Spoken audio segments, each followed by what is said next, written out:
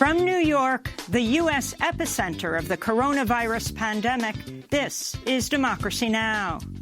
We all together have done a very good job, but 2.2 up to 2.2 million deaths and maybe even beyond that, I'm feeling very good about what we did last week. Been described as the public health failure of the century.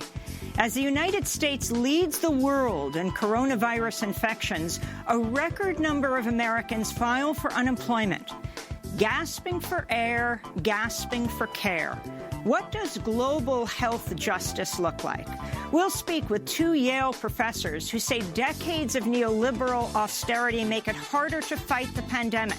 They propose a new deal for public health. Then, more than 100 million people across the United States have been ordered to stay home to prevent the spread of the virus.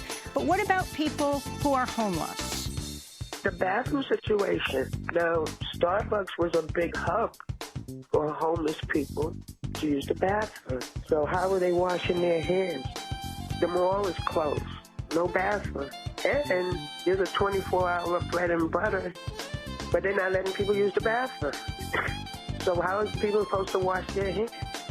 We'll look at the homeless people in New York City shelters and on the streets who've been left with no way to safely shelter in place. Then to Oakland and Los Angeles, where a group of unhoused mothers, elders, and families have reclaimed vacant homes to stay safe during the pandemic. We want all these houses to be occupied by human beings now, immediately. Right on. Vacant houses, especially now with the coronavirus. It is really a safety hazard to have all these people on the streets while there's empty houses. They're state-owned, and they're empty. So we're not doing anything wrong. All that and more coming up. Welcome to Democracy Now!, democracynow.org, The War and Peace Report. I'm Amy Goodman. The death toll from the COVID-19 pandemic is nearing 35,000, as confirmed cases have now risen to over 730,000 around the world. The United States continues to lead in coronavirus cases with over 143,000 known infections, though the true number is certain to be far higher due to lack of access to tests. There are over 2,500 deaths. On Sunday, President Trump walked back earlier statements about lifting social distancing advisories by Easter, instead extending the government guidelines through the end of April. He said the peak death rate is likely 2 weeks from now. Dr. Anthony Fauci, head of the National Institute of Allergy and Infectious Diseases, warned coronavirus could kill up to 200,000 Americans, but that any estimate was still a moving target. Trump addressed the possible U.S. death toll while speaking at his Sunday news briefing. So you're talking about 2.2 million deaths, 2.2 million people from this. And so if we could hold that down, as we're saying, to 100,000, it's a horrible number. Maybe even less, but to 100,000. So we have between 100 and 200,000. We all together have done a very good job. The 2.2 million figure comes from one projection if no measures were put in place to slow down the spread of the virus. Trump also boasted about his TV ratings at his news briefings, comparing them to Monday Night Football, said he was beating it, and attacked PBS News reporter Yamiche Alcindor. You've said repeatedly that you think that some of the equipment that governors are requesting, they don't actually need. You said New York might not need 30,000. You said it on Sean Hannity's Fox News. You said that why don't you people act? Let me ask you. You said why don't you act in a little more positive? It's always trying to get you. My question to you is, get you.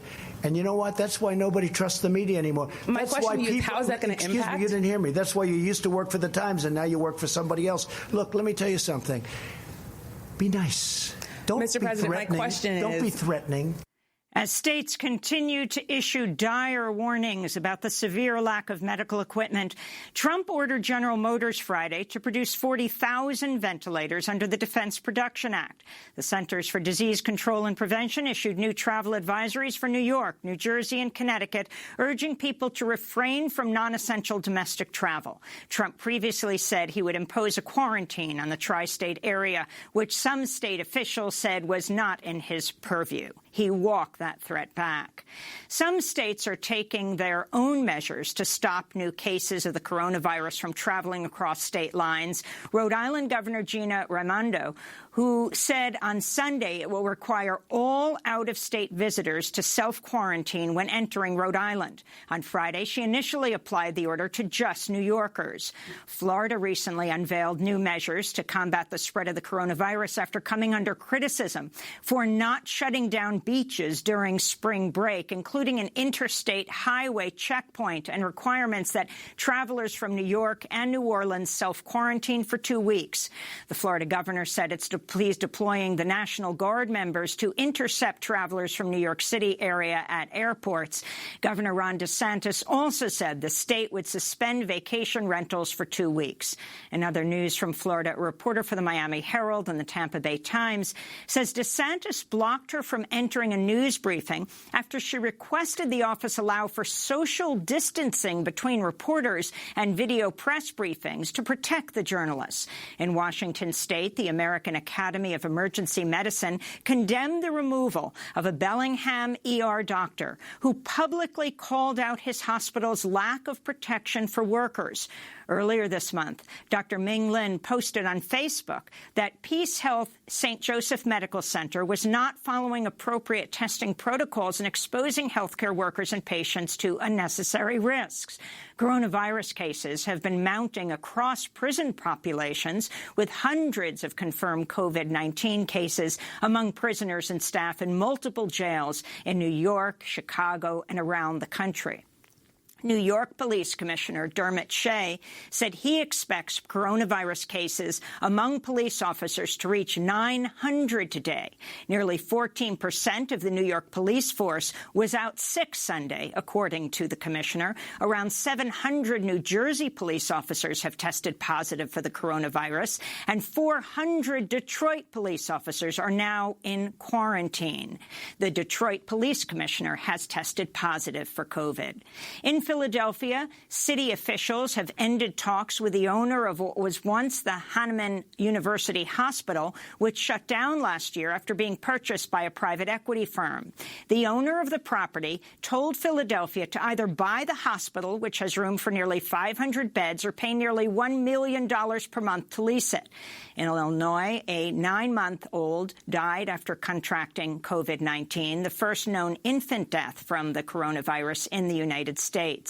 In healthcare news, President Trump said Cigna and Humana are waiving co-pays for coronavirus treatment, but some healthcare experts say insurance companies are set to make huge profits from the virus crisis, in part by hiking up premiums next year.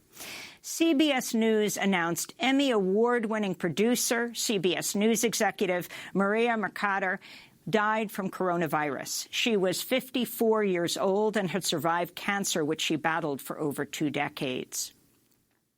New York remains the epicenter of the coronavirus outbreak in the United States, with more than 1,000 deaths and over 60,000 cases statewide, over half of those here in New York City.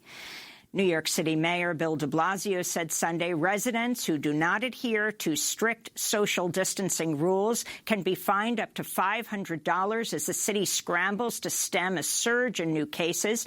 New York Governor Andrew Cuomo said Friday New York will build 8 temporary hospitals. Tents started going up in Central Park over the weekend, and an emergency field hospital is expected to be open on Tuesday to start caring for overflow patients from nearby Mount Sinai West Hospital.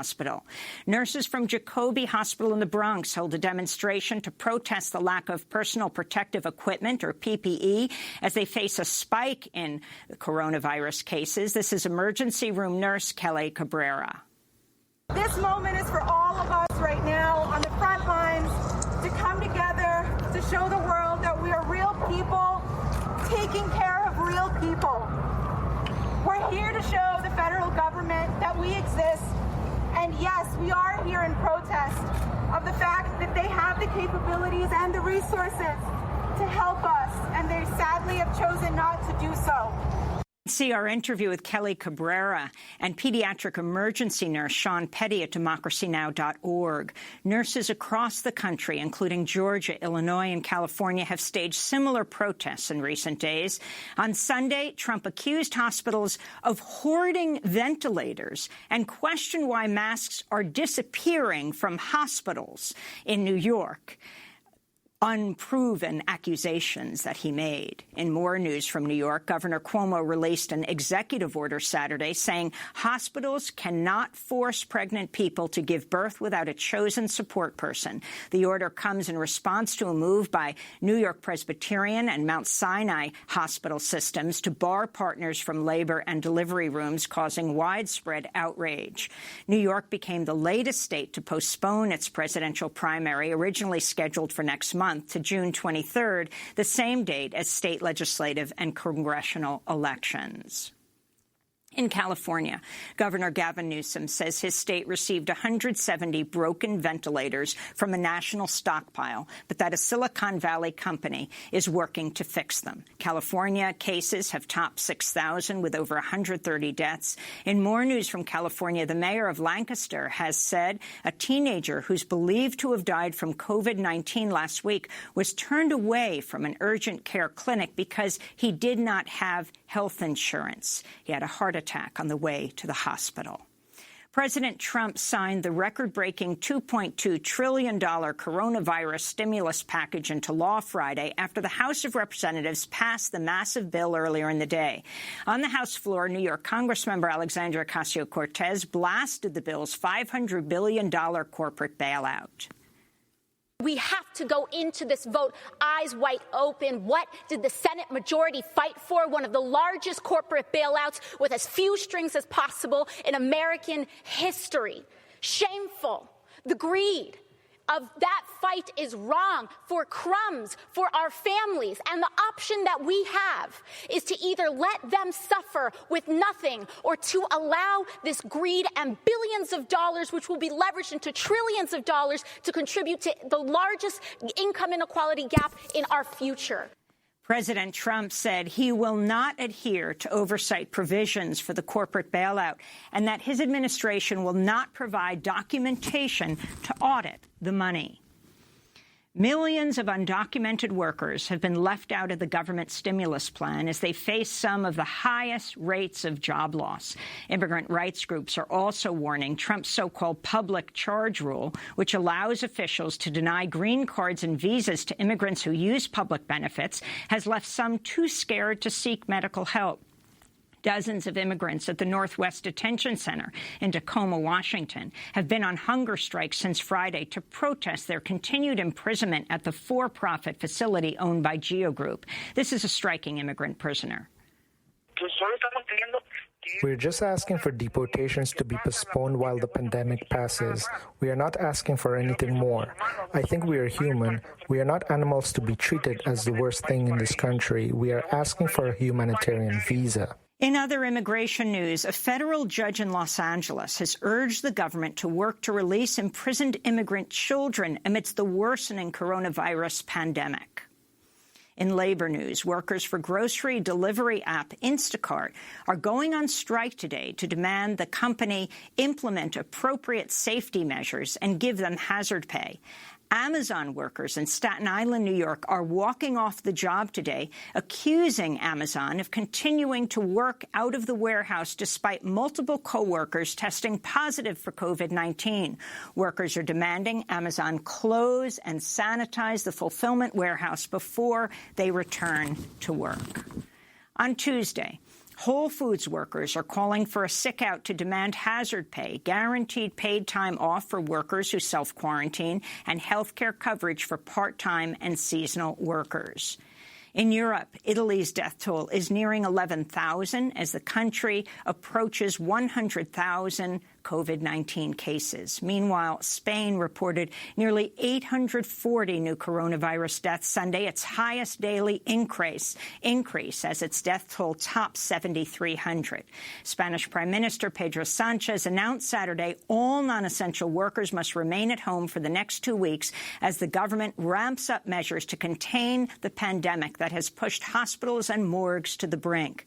France, Italy and Spain, three of the hardest-hit countries in Europe, are calling on the European Union to do more to help combat the coronavirus, including providing funds to help finance the country's response to the pandemic. This is Spanish Prime Minister Sanchez. La respuesta no puede ser solamente nacional en consecuencia. The response cannot only be national. It must be a European response. It has to be a response where we all row as one, whether we are Dutch, Spanish, Portuguese, Italian, or German. It has to be a European response. Italian Prime Minister Giuseppe Conte warned nationalist instincts could gain strength if the European Union fails to act. In Britain, officials say the nation could be under some type of lockdown for 6 months or more. British Prime Minister Boris Johnson, one of nearly 20,000 known coronavirus patients in Britain, he tested positive for COVID-19. Over 1,200 people have died. In Russia, Moscow is starting a lockdown today affecting nearly 13 million residents. Over 1,000 infections have been reported in the Russian capital.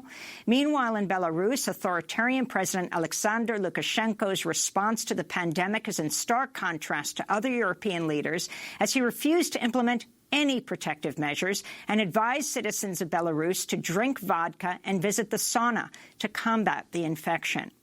In Japan, the popular comedian Ken Shimura has died after contracting COVID-19 at the age of 70.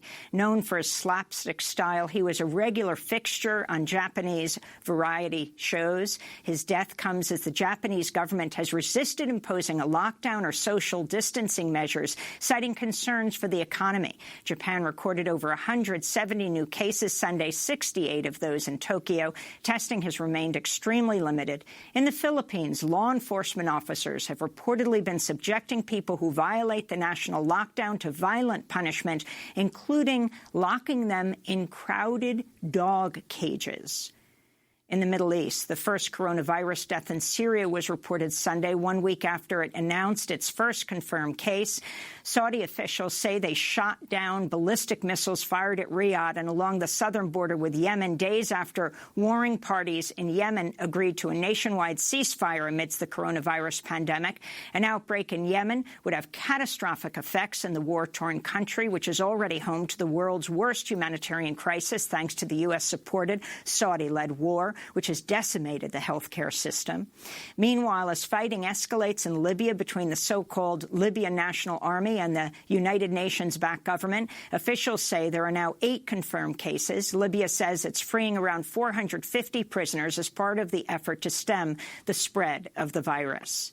In Brazil, as President Jair Bolsonaro continues to downplay the coronavirus pandemic, governors across the country have decided to promote social distancing and other measures among their constituents. Meanwhile, press freedom groups are denouncing Bolsonaro's recent approval of a provisional regulation restricting access to public records, including information about how the COVID-19 pandemic is impacting Brazil. In Central America, Guatemalan officials have confirmed a man who was deported from the U.S. last week has tested positive for COVID-19. In Panama, at least 4 people died and 2 others have tested positive aboard a Dutch-owned cruise ship anchored near Panama City. A UN body says the African continent is 2 to 3 weeks away from its peak of coronavirus cases and needs an emergency economic stimulus of $100 billion to ensure its healthcare systems can cope with the oncoming onslaught. Nigeria, Africa's most populous country, has ordered residents of Lagos and Abuja to stay at home. Nigeria has registered over 100 cases, but testing remains very limited. In Kenya, security forces in Mombasa deployed tear gas and hit crowds with batons as they tried to board a passenger ferry ahead of a 7 p.m. curfew. In South Africa, police and military forces fired rubber bullets at shoppers gathered outside a Johannes supermarket amidst a nationwide lockdown. Nearly 1,300 cases have been recorded in South Africa, the highest number on the African continent. In Iraq, U.S. coalition forces withdrew Sunday from a third base as the military continues to consolidate its troops following attacks earlier this month. The K-1 military base is the site of a December rocket attack that killed an American contractor and triggered a series of retaliatory attacks between U.S. forces and Iranian-backed militias and the Trump-ordered assassination of Iran's top military commander, Qasem Soleimani. And Reverend Joseph Lowry, the civil rights pioneer and co-founder of the Southern Christian Leadership Conference, died Friday at the age of 98. He died of natural causes. Reverend Lowry worked closely with Dr. Martin Luther King Jr. until King's assassination in 1968. Lowry organized the boycott of segregated buses in Montgomery, Alabama in 1955. He delivered protesters' demands to George Wallace, the state's segregationist governor, at the 1965 March for Voting Rights from Selma to Montgomery. In 2006, at the funeral for Coretta Scott King, Reverend Lowry blasted President George W. Bush over the Iraq War and his conservative agenda, even as Bush sat in the front row. Reverend Lowry was awarded the Presidential Medal of Freedom in 2009 by President Barack Obama. And those are some of the headlines. This is Democracy Now!, democracynow.org, The War and Peace Report. I'm Amy Goodman. It's been described as the public health failure of the century. As the global death toll from the COVID-19 pandemic tops 34,000, with 723,000 confirmed cases, the United States continues to lead in coronavirus cases with over 143,000 known infections, though the true number is certain to be much higher because of the extreme lack of testing. The U.S. is now reporting nearly 2,600 deaths after receiving widespread condemnation for downplaying the threat of the virus. On Sunday, President Trump reversed course on lifting social distancing advisories by Easter and extended the government guidelines through the end of April. This comes after he signed the record-breaking $2 trillion coronavirus bill into law Friday that's been condemned by critics for including corporate slush funds, and a record 3.3 million Americans have filed for unemployment.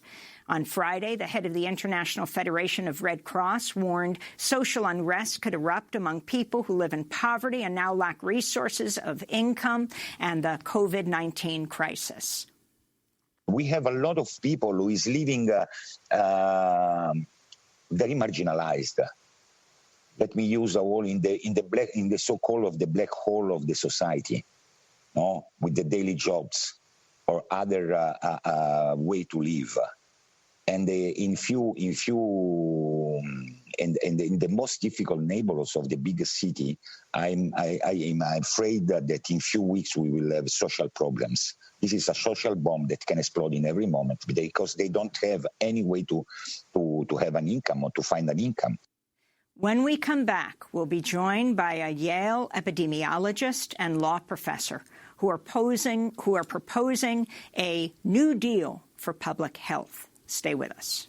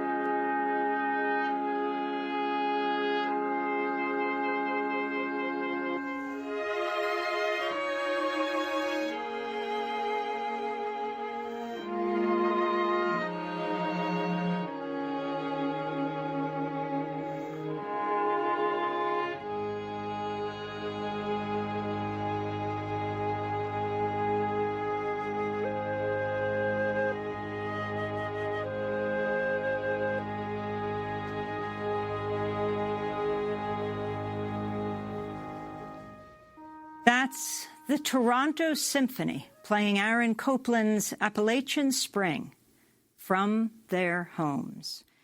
This is Democracy Now!, democracynow.org, The War and Peace Report. I'm Amy Goodman. The global death toll from the COVID-19 pandemic nearing 35,000, and the confirmed cases nearing 750,000 around the world.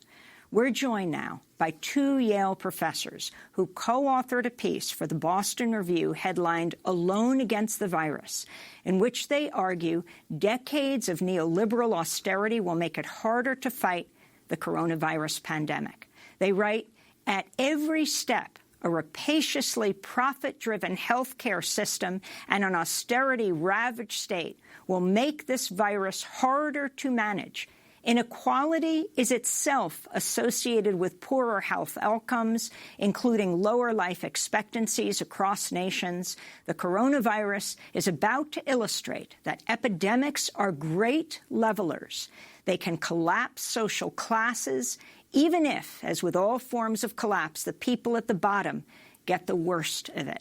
They go on to write, "The question today is whether we can learn something from coronavirus that might not only help us mitigate the harm of this pandemic, but build a new infrastructure of care that allows us to better protect the most vulnerable and us all."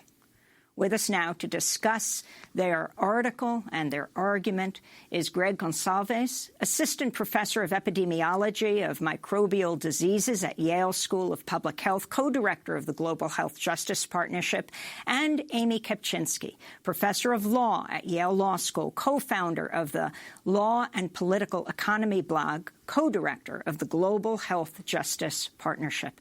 We welcome you both to Democracy Now!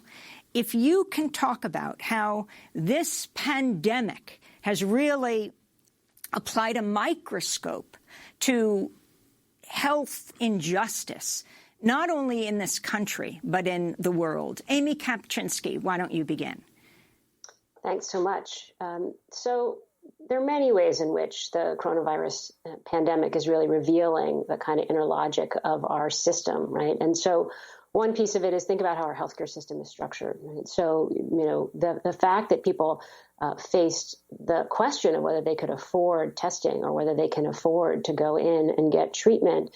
For example, maybe a logical place to go would be to your doctor, but people don't have doctors that they can go to, right? All of those kinds of features of our profit-driven healthcare system, along with the underfunding of the infrastructure that we need to respond to this. For example, do we have enough hospital beds? Do we have the kind of resources given to our public health experts that can really allow them to respond? All of those kinds of things are going to make this pandemic far worse than it needed to be. Another really important piece of this is our carceral state. Right? The United States is extraordinarily extreme in the degree to which we put people in prison, and we use kind of carceral punitive measures to address questions of migration. This epidemic is going to spread like wildfire in prisons. We know that prisons are drivers of epidemics, and we know that all of those who are being held in immigration detention are at really grave risk.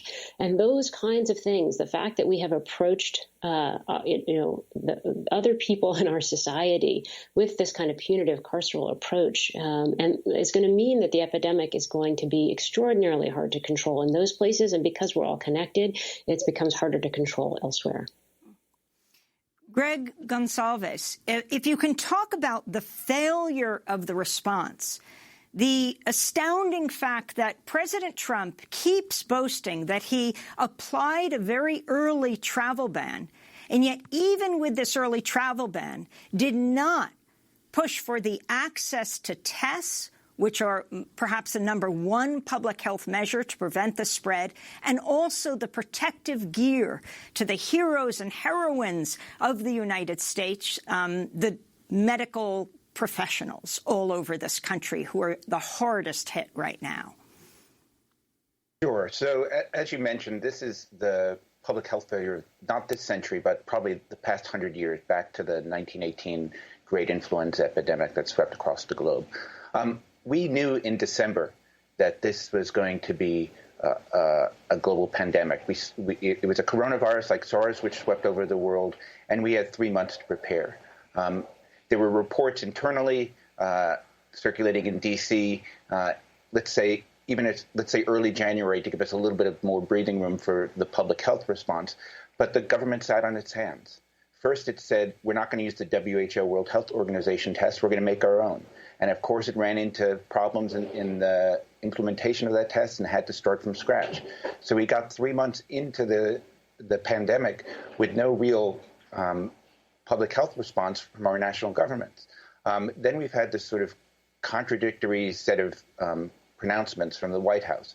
The president underplays the seriousness of the epidemic, while scientists like Dr. Anthony Fauci at the National Institute of Allergy and Infectious Diseases, says we could see 200,000 deaths in this country. So we've had sort of a collapse of leadership from the CDC all the way up to the White House, in which we were caught, frankly, with our pants down for a pandemic that was obviously sweeping the world. As early as January, we could have anticipated this and acted. So now, as we move forward, Professor Gonsalves, from an epidemiological perspective, how do the neoliberal policies of the United States, and define that term neoliberal, the kind of private healthcare system we have, how does it contribute to, accelerate the pandemic in this country? Well, I'd let Amy define neoliberalism, but I think what we see here is that even in the wake of the Affordable Care Act, we still have millions of people uninsured in this country, of people underinsured. As Amy also suggested, we have a whole class of people are outside of our circle of care, undocumented immigrants, prisoners, the homeless. And in order to sort of contain this epidemic, we need to know through testing where it is and to what extent, but we also have to be able to get people into care to be treated and taken care of, to be able to give them the resources they need to do social distancing. Social distancing is our main public health tool against this virus.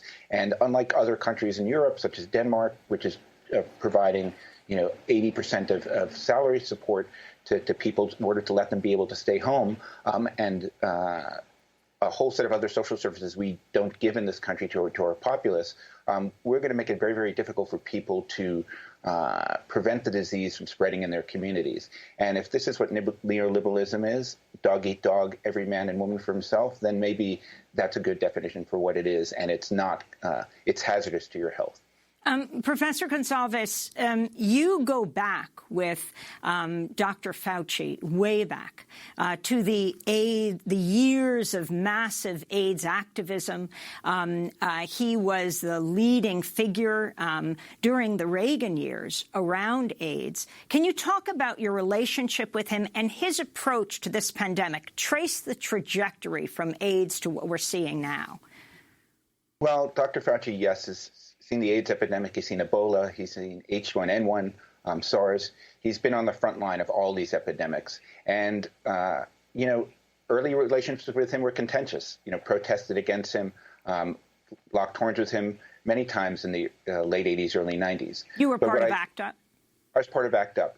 But what's clear over the past decade or more is that he's turned out to be a very trustworthy, science-based, evidence-based figure for helping the United States understand how to respond to infectious disease, such as during the Ebola crisis when he hugged a nurse who had been treated for Ebola at the National Institute of Health. He's been the one person on the podium at the White House who has been able to sort of speak truth to power and say what the facts are rather than what the spin is coming out of the vice president, the president, Ambassador Birx, Surgeon General Adams, and the rest.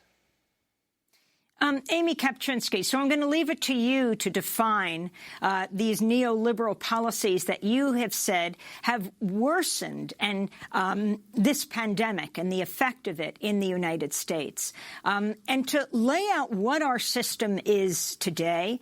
Now, insurance companies that say they will not only not charge for testing but not charge for treatment are called heroes in a private system, but afterwards will immediately increase people's insurance costs. What is a New Deal for public health? But begin on the issue of neoliberal policies. Sure. So neoliberalism is commonly defined by scholars as a kind of political movement that, in fact, sought to change the relationship between effectively kind of the market and democracy. So people often think of it as coming to prominence in the 1980s and the 1990s think of the Reagan and Thatcher programs and the Washington Consensus as key pillars of neoliberal policy approaches.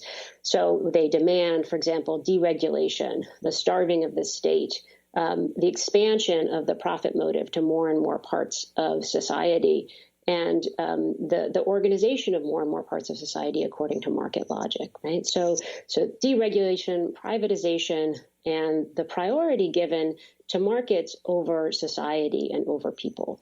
So with that sort of in mind, I think it's pretty clear to see how we have built not only a healthcare system, but also a system of work, for example, right, where there's no sick pay for so many millions of Americans. They can't stay home when they're sick. That's driven by a profit logic, right? That's driven by an extractive idea about how business should relate to human beings. And it's one that undermines the health of all of us, right? Because if people, as everyone's become really aware of at this moment, if people can't stay home when they're sick, then none of us can be protected from things like the coronavirus, right? And many things beyond that. So that kind of profit logic, the same sort of logic that starved the state, right? That has, one of the things we should talk about in our piece is the way that public health has been underfunded. Right? And the way that, Donald Trump is like the apotheosis of this, right? He says at some point in one of these early press conferences that he didn't want a lot of people sitting around preparing for epidemics because, that was kind of wasted overhead. Right? I mean, that kind of logic is what leaves us unprepared to deal with these deep structural vulnerabilities and to deal with crisis. And that's really where we're at. We don't have the resources to hand. We don't have the institutions that we need to get care and money to people quickly. And we don't have ways to support people to do what our society needs us all to do right now, which is to stay home and take care of one another by staying home and engaging in social distancing. So what does a new system look like? Well, one of the key pillars, I think, of a new deal for public health, as Greg and I see it, is, of course, something like Medicare for all. Right? So that we need people to be able to access care in this country without concern that they're going to go bankrupt, right? Which is what so many people face today. And we need to extend the circle of care to everyone so that we're all protected and so that we can all then be connected in this circle of care. So beyond that, of course, there are things like sick pay and rights for workers. I think you're going to see that places that give workers rights are going to deal better and they're going to contribute more to our health than places that treat them as disposable. So we need more power for workers. We need more sick pay. We need an expansion of the welfare state to keep people in a position where they can do the not just the productive work of our society, but the reproductive work, right? The caring for one another, which is what we're all doing right now, right? Staying home, caring for one another. And that just doesn't count in most measures of the economy, right? Staying home doesn't count. Staying home is not productive in the way that people ordinarily think about the economy. And the system of kind of neoliberal economics that we've been given is one that systematically exploits the kind of care that we give for one another that's unpaid and that doesn't provide us with the resources that we need to kind of reproduce ourselves as a society. So we need those resources. We also need to roll back the carceral state, right? That is spending extraordinary sums and putting people in extraordinary grave danger, even in ordinary times, right? And providing us with none of the things that we really need to be able to address the underlying causes of things like crime in our society. So all of those pieces together, along with a recognition that, in fact, the economy is something that we build it together, and we need to build an economy that is worthy of the society that we want to live in, rather than one that treats people as disposable and that kind of exploits our planet and also our forms of care in the way that this one does today. And finally, Greg Gonsalves, where does Medicare for All fit into this picture? How do you see it saving the lives of not only the most vulnerable, but of everyone? So it's interesting. There's a piece in the Times today by Emmanuel Saez and Gabriel Zuckman from Berkeley that talk about COVID care for all. And I think I think the neologism is interesting because this is what has brought us to this brink. The failure of care in the United States, which is not recapitulated anywhere else in the industrialized world, has led us to a point where depends on who you are, whether you're going to get sick or whether you're going to get well, whether you're going to get infected with coronavirus or you're not going to get infected with the coronavirus. So unless we take care of each other from coast to coast, from north to south, east to west, we're going to be vulnerable we are all as vulnerable as the most vulnerable person in our society. And so unless undocumented immigrants, unless the incarcerated, unless the homeless are brought into the circle of care, with health care universally accessible across the United States, there will always be somebody who's going to get sick, who could be the spark that sets off the next epidemic. Greg Gonsalves and Amy Kapczynski, there's so much more to talk about. We will link to your pieces, both at Yale University. Greg Gonsalves is an epidemiologist at the Yale School of Public Health. They are co-directors of the Global Health Justice Partnership. When we come back, we look at how more than 100,000 homeless people from New York to Los Angeles to Oakland are at great risk as this pandemic spreads. When political leaders say shelter at home, what about when you don't have a home? Stay with us.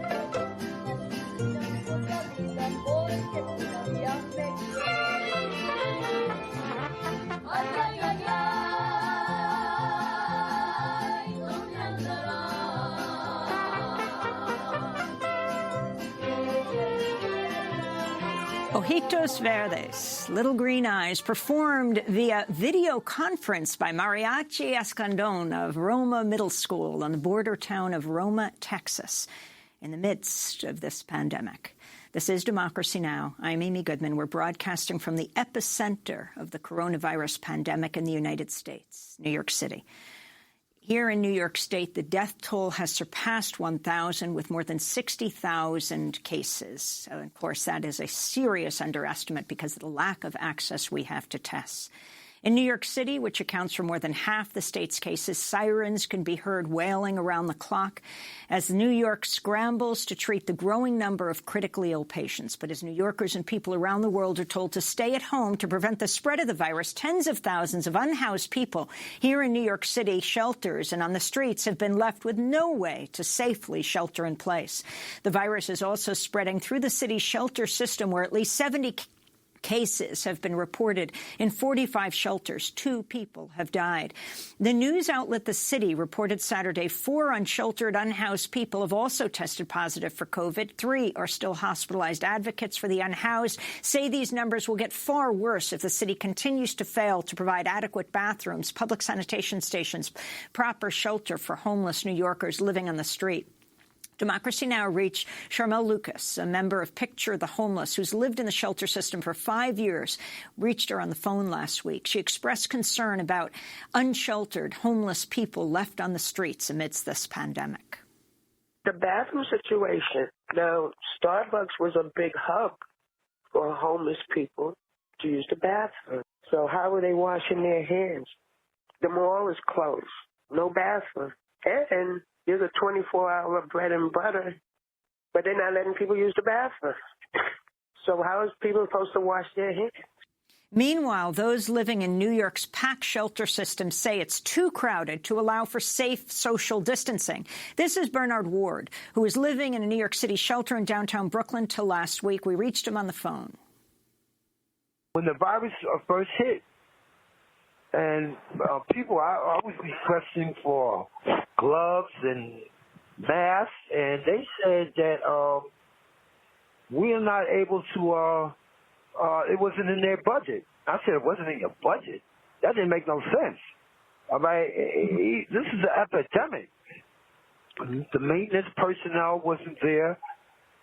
I've been cleaning up the dining area, the hallway, my dormitory, myself.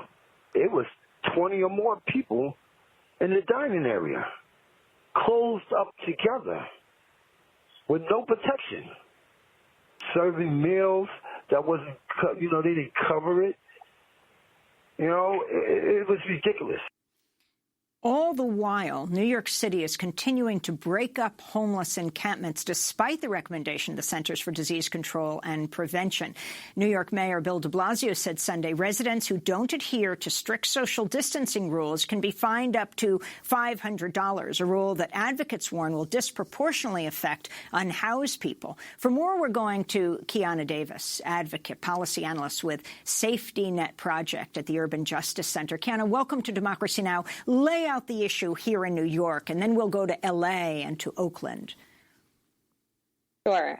Here in New York, what we're really seeing is the city continue to disregard and deprioritize the needs of people both living on the street and in our shelter system. We know that there are enough vacant spaces in the city, both hotels and apartments, where the city could be housing people. We know that folks on the street are continuing to be heavily policed. The city relies on the police force to manage and monitor homeless folks instead of offering actual services in the way of housing or bathrooms or hand washing stations, or even basic supplies and necessities for people on the street.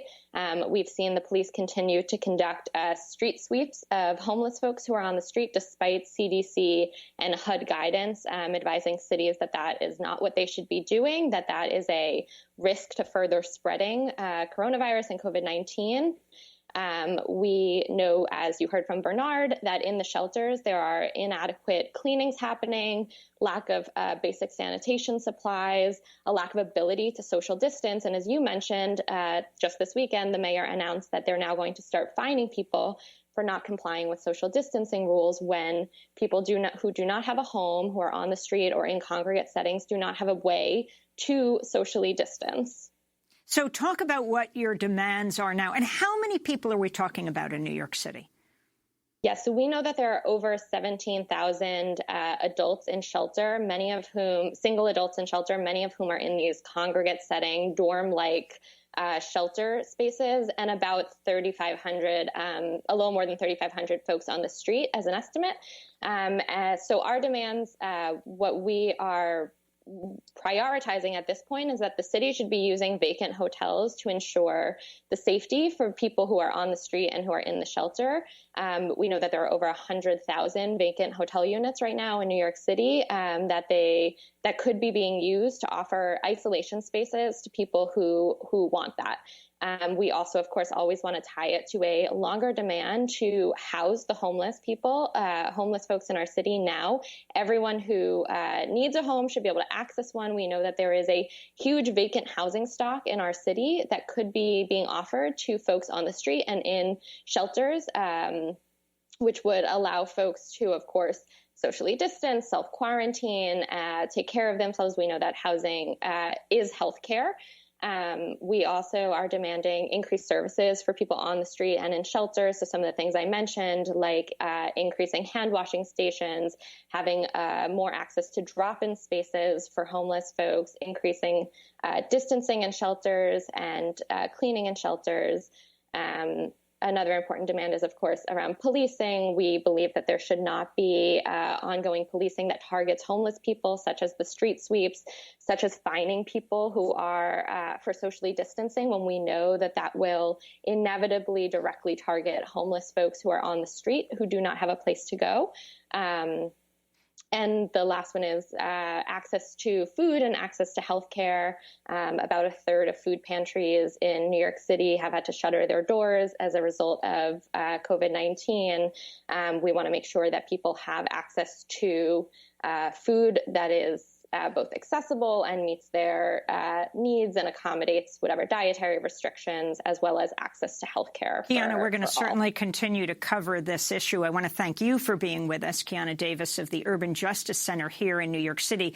We're going to move on to Oakland and L.A., but I want to end with this New York comment of Charmel Lucas, who's been in the city shelter system for 5 years. Our messages was always housing, not shelters. Housing, not shelters. And that's when a picture of the home is biggest message.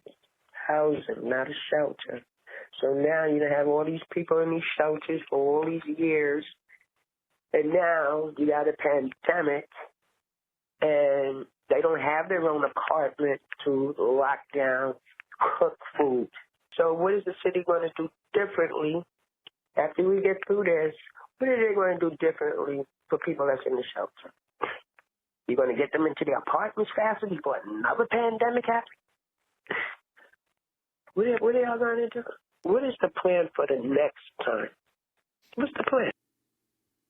What's the plan? Asked Charmel Lucas, who's been in the New York City shelter system for 5 years. Special thanks to Democracy Now!'s Libby Rainey. We turn now to California, where the number of cases has passed 6,000 with 132 COVID-19 deaths. The entire state has been ordered to shelter in place as California braces for a surge in cases, but more than 100,000 people are still living on the streets. A recent study estimates nearly 2,600 unhoused people will need to be hospitalized for the virus in L.A. alone, and nearly 1,000 will need intensive care. Governor Newsom has pledged thousands of hotel rooms for homeless people. Los Angeles Mayor Eric Garcetti said that he will open recreational centers to shelter the unhoused, and San Francisco is looking to convert churches and schools into shelters. But calls are growing for the state to use vacant homes to shelter the unhoused and employ other more drastic measures to protect people without homes. For more, we're going to Oakland, to Carol Fife, the director of the Oakland Office for Alliance of Californians for Community Empowerment, key organizer in the Moms for Housing movement. Earlier this year, when unhoused mothers occupied a vacant Oakland house until they were eventually able to win its sale.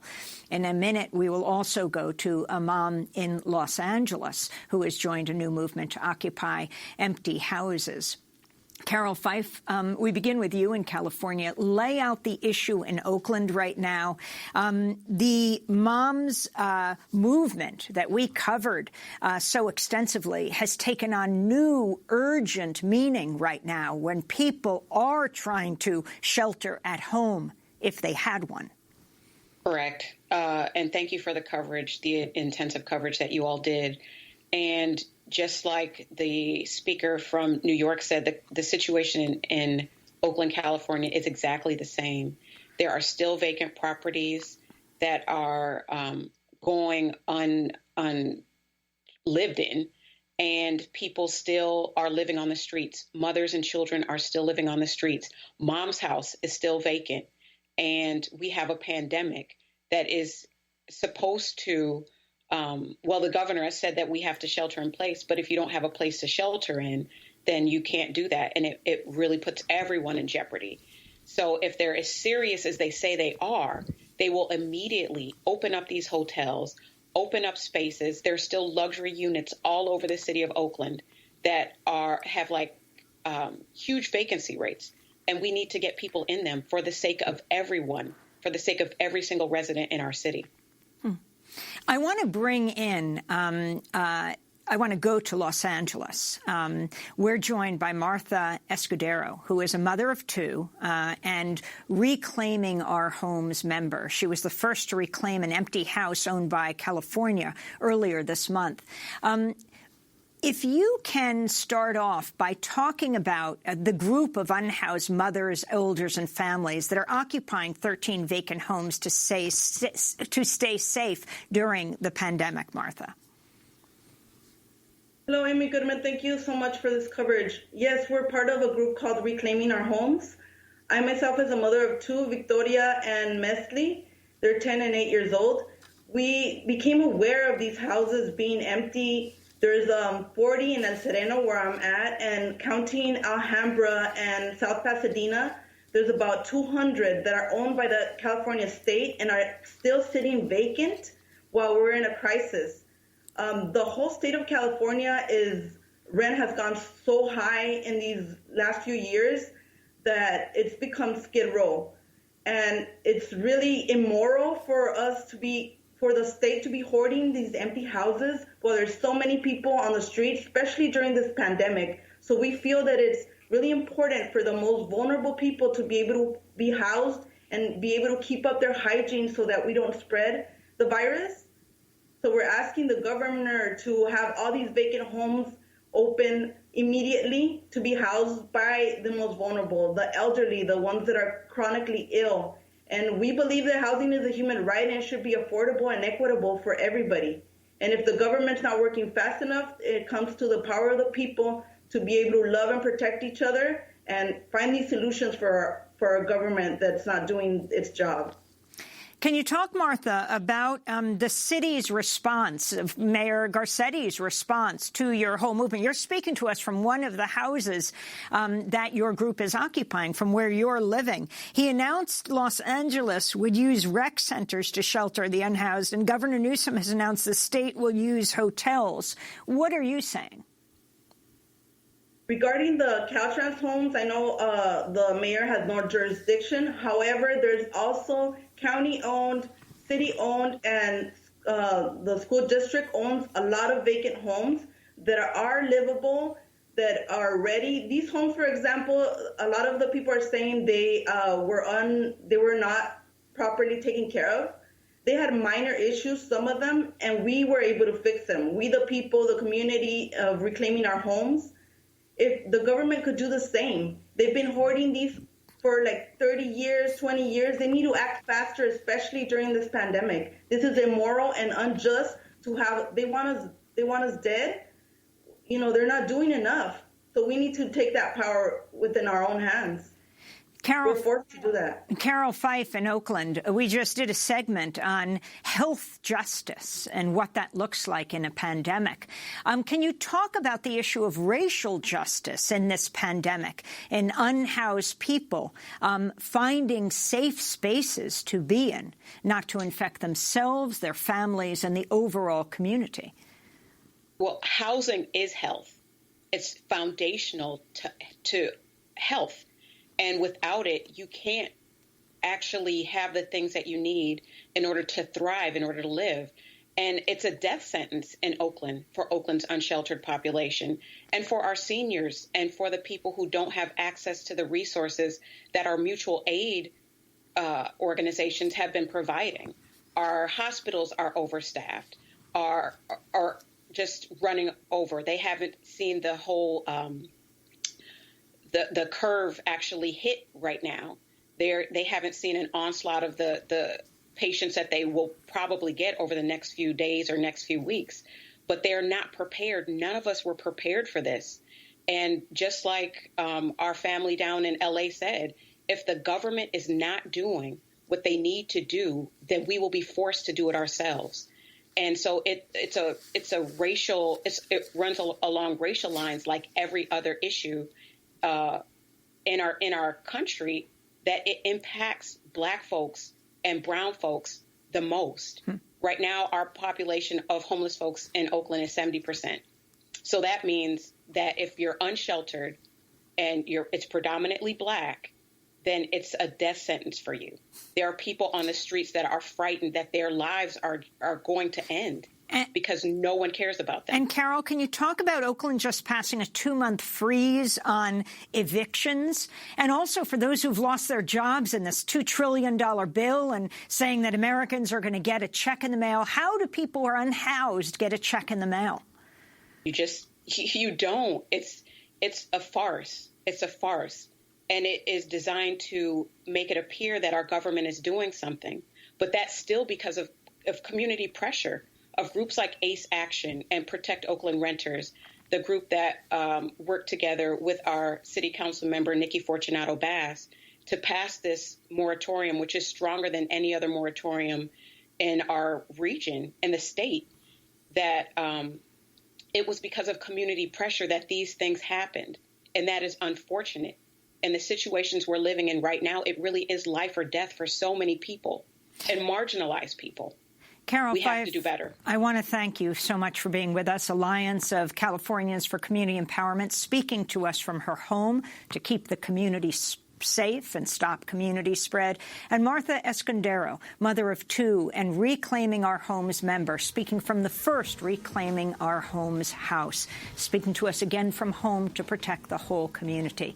Democracy Now! Is produced by Mike Burke, Dina Guzder, Nermeen Sheikh, Carla Wills, Tammy Warmnoff, Libby Rainey, Sam Alcoff, John Hamilton, Ravi Karen, Hani Masood, Sharina Nadura, Tay Maria Studio, Adriano Contreras, Maria Terracena, Julie Crosby. I'm Amy Goodman.